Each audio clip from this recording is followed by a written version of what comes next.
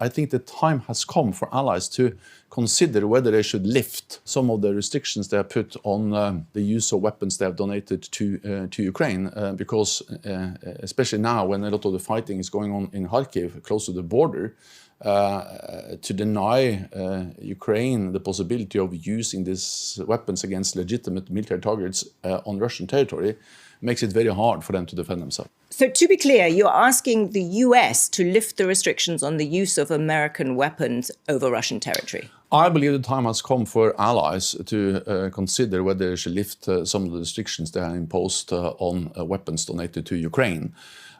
Because we need to remember what this is. This is a war of aggression by Russia against Ukraine. Ukraine has the right to defend themselves, and that includes also striking targets on Russian territory.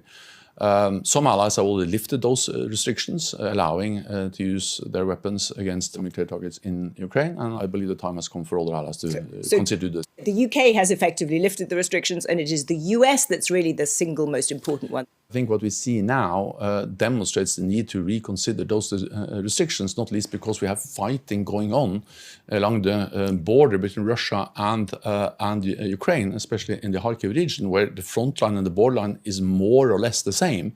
And then, of course, if you deny Ukraine the right to hit military targets on Russian territory, then you make it very hard for them to uphold the right for self-defense. This is self-defense. Self-defense is enshrined in the UN Charter. It's legal, it's legitimate, and we are helping Ukraine with upholding that right, and that should include the ability to also strike targets on Russian territory when there are military legitimate targets we're talking about.